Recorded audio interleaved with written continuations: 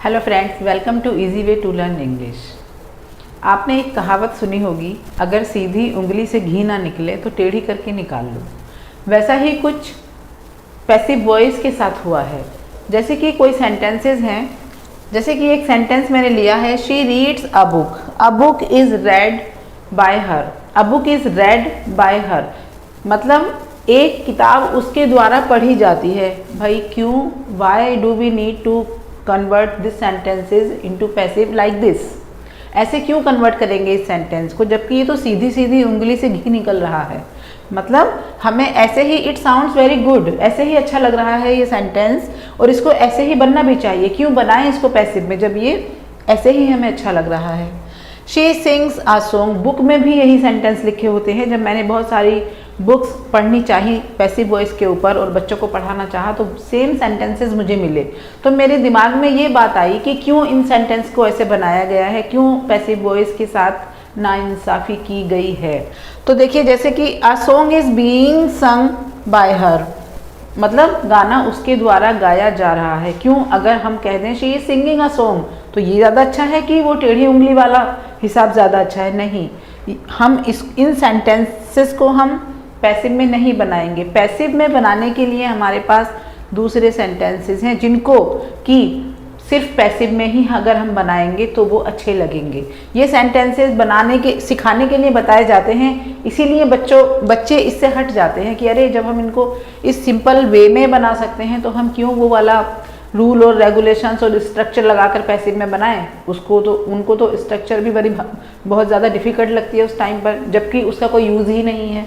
अगर हमें सच्ची मायने में सिखाए जाते कि जो पैसिव में ही बनेंगे वही सेंटेंस बुक में भी होते और हमें वही पढ़ाए जाते, तो शायद हमारा इंटरेस्ट इनकी तरफ, हमारा इंक्लिनेशन ज़्यादा होता। अब नहीं रह गया है। बच्चे भी क्या करते हैं, एग्ज़ाम आते हैं तो थोड़ा सा पढ़ लेते हैं, चलो नंबर लाने हैं, पैसिव वॉइस को भी देख लेते हैं, थोड़ा सा इनकी स्ट्रक्चर भी देख लेते हैं। पर ऐसा नहीं है, बड़े ही खूबसूरत अंदाज से पैसिव वॉइस बनाए जा सकते हैं, जो कि मैं आपको दिखाऊंगी। पहले हम थोड़ा सा इनकी स्ट्रक्चर देख लेते हैं। देखो, रोटी मिट्टी की भी बन सकती है ना? तो ऐसा नहीं कि पैसिव वॉइस हर किसी सेंटेंस का बना दो जिसका बन सकता है। मीन्स पैसिव वॉइस हमेशा उसका बनता है जिन सेंटेंसेस में ट्रांजिटिव वर्ब होती है, उनका बना सकते हैं। अगर चलिए मान लिया मैंने ट्रांजिटिव वर्ब भी है सेंटेंस में, तो भी अगर इस तरह से हमें अच्छा बन रहा है और हमें ज़रूरत ही नहीं है, ऐसे तो हम हिंदी में भी नहीं बोलते हैं कि गाना उसके द्वारा गाया जा रहा है। हम ऐसे नहीं बोलते, हम बोलते हैं he is singing a song, she is singing a song, she sings a song. Simple सा वे है बनाने का। तो अगर स्ट्रक्चर हमें आती है बनाने की, तो ऐसा नहीं कि कुछ भी सेंटेंस को पैसिव में बना दो। सेंटेंस वही बनाएंगे जो हमें लगेगा कि इसकी हमें नीड है पैसिव में बनाने की। तो हम आज पैसिव वॉइस के साथ थोड़ा सा इंसाफ करेंगे और वही सेंटेंस मैं आपको बना कर दिखाऊंगी, जो कि मतलब आप भी बोलते हैं उन सेंटेंसेस को। ऐसा नहीं कि हम उन्हें बोलते नहीं हैं, हम उनको पैसिव में ही बोलते हैं। जैसे दुकान बंद हो गई होगी, तो अब दुकान किसने बंद की? सब्जेक्ट नहीं है, और सब्जेक्ट इसमें हो भी नहीं सकता कि दुकान तो ऑब्वियसली कि दुकानदार होगा, कोई लड़का होगा, कोई लड़की होगी, शॉपकीपर होगा, उसने बंद की होगी।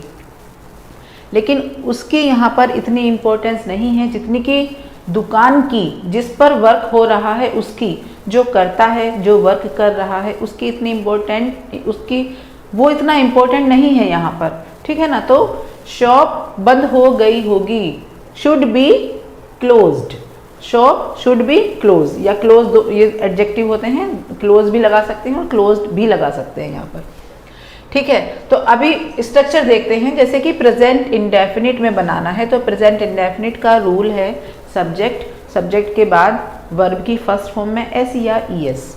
यहाँ पर वर्ब की फर्स्ट फॉर्म में एस लगा है।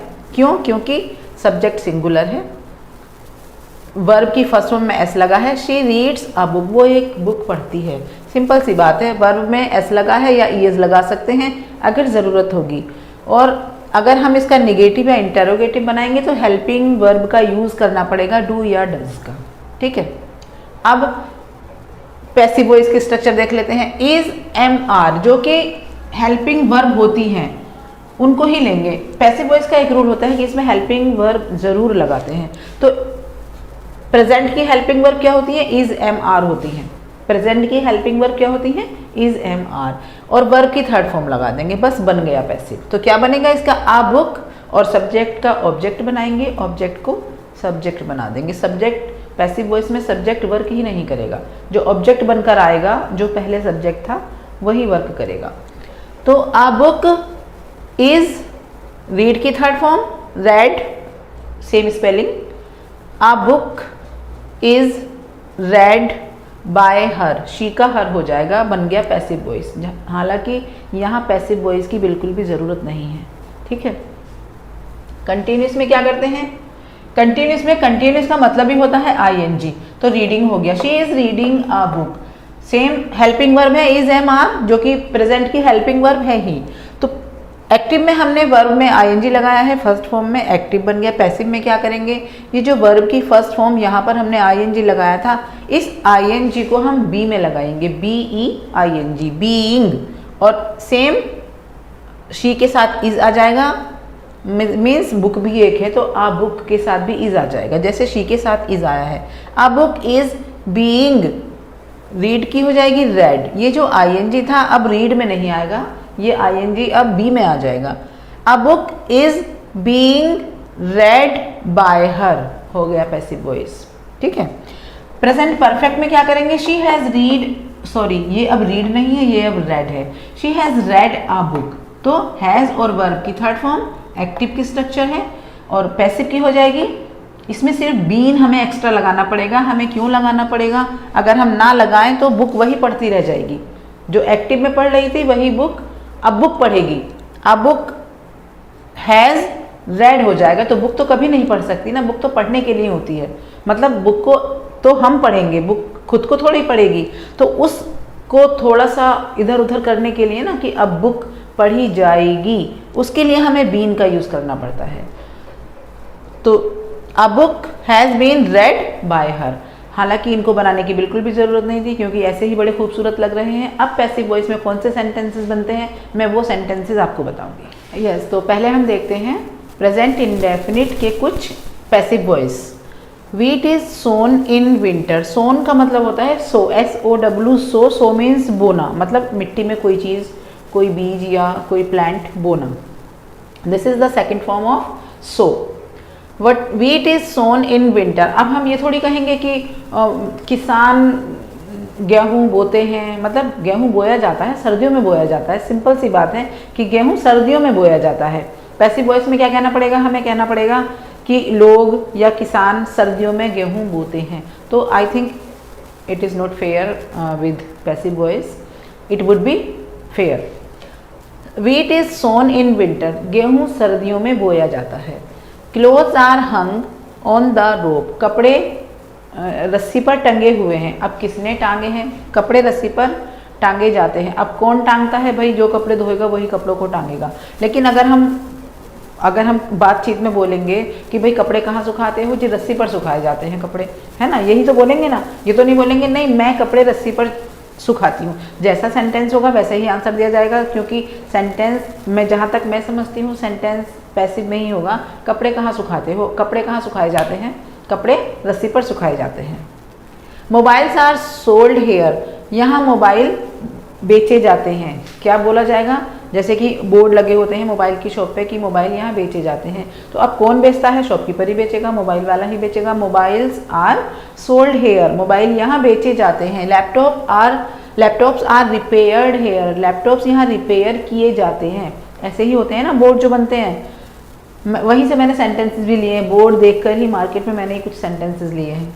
यू आर रिक्वेस्टेड, अब ऐसे बोलते हुए तो शायद अच्छा ना लगे स्कूल वालों को कि वो पेरेंट्स को ये बोलें कि आई रिक्वेस्ट यू, तो ऐसे ही पैसिव में ही स्ट्रक्चर बनेगी इसकी। You are requested to deposit the school fee, you are requested to deposit the school fee. It is said, कई बार हमें जैसे कुछ सेइंग होती हैं, कुछ कहावतें होती हैं, तो ऐसे कहते हैं कि लोग कहते हैं।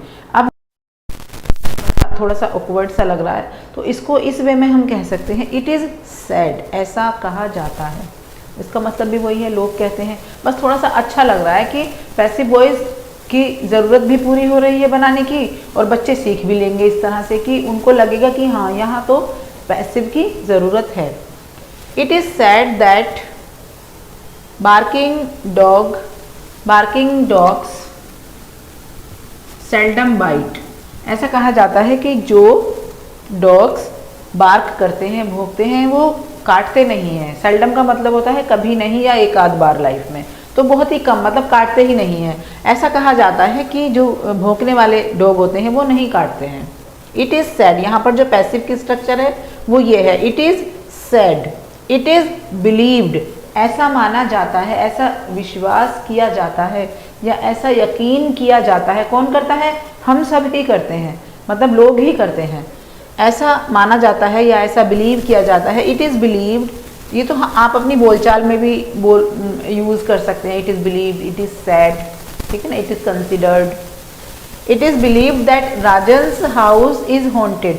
हॉन्टेड का मीनिंग होता है जैसे भूत का असर होता है ना, किसी किसी घर में भूतिया कि उसका घर पे तो असर है, ऐसे बहुत लोग बोलते हैं, तो वही हॉन्टेड है वर्ड, उसका मीनिंग देता है हॉन्टेड, कि ऐसा माना जाता है कि राजन का घर तो भूत का असर वाला है। प्रेयर्स आर यूजुअली ऑफर्ड, जब हम प्रेयर्स करने की बात करते हैं तो उसके लिए एक वर्ड यूज़ करते हैं ऑफर। ऑफर मीन्स प्रेयर करना। Prayers are usually offered at the beginning, या तो बिगिनिंग में, एंड द एंड, और या लास्ट में ऑफ द डे। तो प्रेयर्स आर यूजुअली ऑफर्ड, अब प्रेयर तो लोग ही करते हैं, हम ही करते हैं, तो मतलब ये थोड़ा मुझे ज़्यादा अच्छा लग रहा है सेंटेंस, और शायद आपको भी लगे। प्रेयर्स आर यूजुअली ऑफर्ड, और हम इसको अगर एक्टिव में बोलना चाहें तो हम बोलेंगे वी यूजुअली प्रे, या we usually offer the prayers. Prayers are usually offered at the beginning and the end of the day. Wheat, अब ये तो सेंटेंसेस थे प्रेजेंट इंडेफिनिट के, सारे सेंटेंसेस थे प्रेजेंट इंडेफिनिट के। अब हम चलते हैं प्रेजेंट कंटिन्यूस की तरफ, जो कि मैंने आपको पहले भी बोला था, कंटिन्यूस का मतलब होता है आईएनजी। तो आईएनजी वाले देखते हैं। वीट इज़ बीइंग सोड नाउ अ डेज, आजकल गेहूँ बोया जा रहा है। आजकल गेहूँ बोया जा रहा है, तो हम कंटिन्यूस में बनाएंगे, और जैसा कि मैंने कहा था कि आईएनजी को बी में लगाएंगे। अब यहाँ से आईएनजी हट जाएगा, जो मेन वर्ब थी सेंटेंस की वहाँ से आईएनजी रिमूव करके और बी में लगा देंगे, और जो मेन वर्ब थी उसकी थर्ड फॉर्म लगाएंगे, वर्ब की थर्ड फॉर्म लगाएंगे। वीट इज़ बीइंग सोड नाउ अ डेज, आजकल गेहूँ बोया जा रहा है। वैसे वॉइस में हमेशा वर्ब की थर्ड फॉर्म लगेगी, और सब्जेक्ट के बाद हेल्पिंग वर्ब जरूर लगेगी। सब्जेक्ट हेल्पिंग वर्ब वो तो वैसे भी लगती है हमेशा, लेकिन सब्जेक्ट का जब ऑब्जेक्ट बना देंगे तो उसके बाद हेल्पिंग वर्ब लगेगी। डोंट वरी, लेकिन पास्ट इंडेफिनिट में हेल्पिंग वर्ब नहीं लगती है, उसमें सीधी वर्ब की सेकंड फॉर्म आती है। पैसिव में अगर उसको चेंज करेंगे तो वहाँ भी हमें हेल्पिंग वर्ब का सहारा लेना पड़ेगा।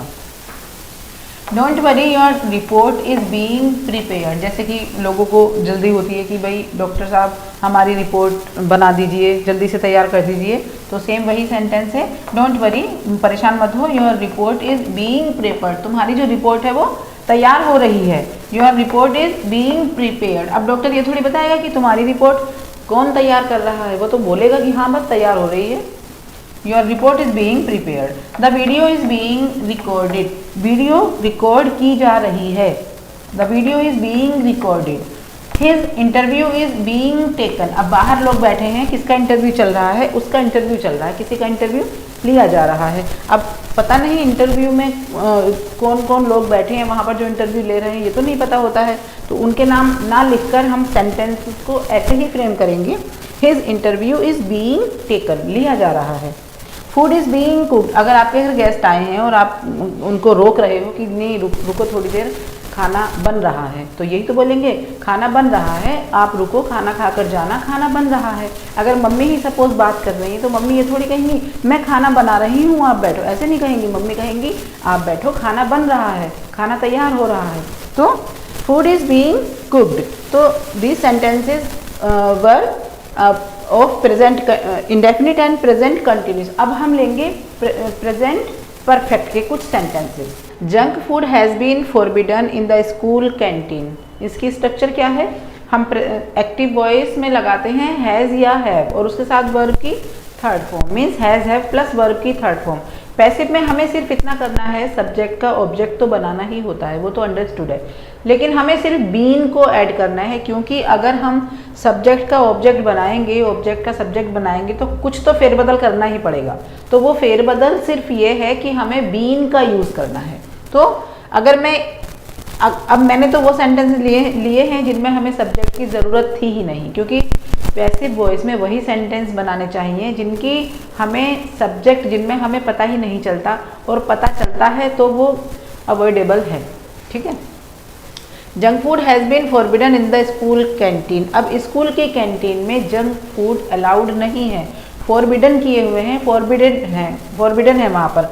तो अब इसको हम कैसे बताएं कि इसको एक्टिव में कैसे बनाएं कि जंक फूड किसने उनको बैन किया है, किसने बैन किए हैं जंक फूड की, बच्चों को जंक फूड कैंटीन में ना मिले।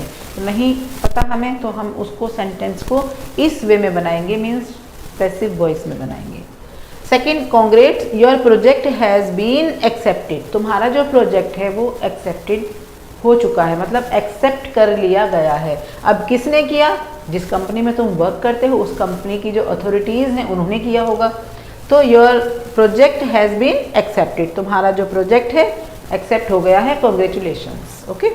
The thief has been caught, चोर को पकड़ लिया। अब किसने पकड़ा? क्योंकि चोर को पकड़ने वाले तो अगर वो कहीं चोरी कर रहा है तो वहाँ तो बहुत सारे लोग आ जाते हैं, किस किस का नाम लिखेंगे हम सब्जेक्ट के तौर पे? सब्जेक्ट में हम मिलेगा ही नहीं हमें, या तो हम लिखेंगे पीपल, बहुत सारे पीपल को, many people have caught the thief. तो हम उसको इस तरह से ना बनाकर ऐसे बना सकते हैं, द थीफ हैज़ बीन, बस बीन का यूज़ करना है। Has been caught and also beaten, and also beaten, उसको पकड़ भी लिया है, वो पकड़ा भी गया है और वो पिट भी गया है। ओके। तो the thief has been caught and also beaten, उसकी पिटाई भी हो चुकी है और वो पकड़ा भी गया है। फूड हैज़ बीन, अब यहाँ पुलिस भी हो सकता है, बाय पुलिस और by people. Food has been ordered for everyone present here, जितने भी लोग यहाँ उपस्थित हैं, प्रेजेंट हैं, उन सब के लिए खाना ऑर्डर कर दिया गया है। किसके द्वारा? मैनेजमेंट के द्वारा, बाय द मैनेजमेंट। तो हम वो ना लिखकर ऐसे बना सकते हैं, जो भी उनको इन्फॉर्मेशन देने आया है कि कोई अभी घर ना जाए, कोई खाना ना खाए कहीं से, फूड सबके लिए ऑर्डर कर दिया गया है। द ट्रेलर एल है वो। The trailer of the movie has been launched, जो मूवी का ट्रेलर है उसको लॉन्च कर दिया गया है। The trailer of the movie has been launched. Subject singular है तो हम हैज़ का यूज़ करेंगे, सब्जेक्ट प्लूरल होगा, मीन्स वो सब्जेक्ट जो हमने यहाँ से उठाया है, जो हमने ऑब्जेक्ट से उठाया है वो subject. The trailer of the movie has been launched, अगर किसने किया है, अगर पूरी टीम ने किया है या कुछ लोगों ने किया है, वो एक्टिव में जब इधर आ जाएंगे तो वहाँ फिर हैज़ का यूज़ नहीं होगा, क्योंकि वो मोर देन वन होंगे, तो वहाँ पर हैव का यूज़ करेंगे। अब हमने सब्जेक्ट का ऑब्जेक्ट बनाया है, तो ट्रेलर सिंगुलर ऑब्जेक्ट है तो यहाँ पर हैज़ बीन लगेगा। I have not been invited, suppose किसी की पार्टी थी, किसी की शादी थी या किसी की कोई बर्थडे पार्टी थी, उसने मुझे नहीं बुलाया। अब मुझसे कोई पूछ रहा है कि भाई आप पार्टी में क्यों नहीं गए, तो मैं क्यों ब्लेम करूं किसी को कि उसने ना मुझे बुलाया नहीं, बुरा लगेगा, हर्ट हो सकती है वो कि अरे मुझे ऐसे बोला कि उसने मुझे नहीं बुलाया। तो मैं ये ना कहकर अगर ये कह दूं तो काफ़ी ये सॉफ्ट मैनर होगा, पोलाइटली मैं बोलूँगी, इस तरह से मुझे लगता है कि सुनने वाले को बुरा भी नहीं लगेगा। I have not been invited, कि मुझे बुलाया नहीं गया है। ठीक है, क्यों नहीं जा रहे हो? I have not been invited, मुझे बुलाया नहीं गया है। मैंने किसी को ब्लेम तो नहीं किया, बस मुझे बुलाया नहीं गया, मैं इसलिए पार्टी में नहीं जा रही हूँ। हैव यू बीन इन्वाइटेड, क्या तुम्हें पार्टी में बुलाया गया है? क्या तुम्हें बुलाया गया है? हैव यू बीन इन्वाइटेड, क्या तुम्हें बुलाया गया है? That's all for today. आज हमने देखे हैं present tense, indefinite, continuous and perfect. कल को देखेंगे past, indefinite, continuous and past perfect.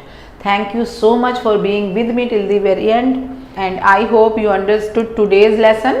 I will be back soon. Till then, bye and all the best.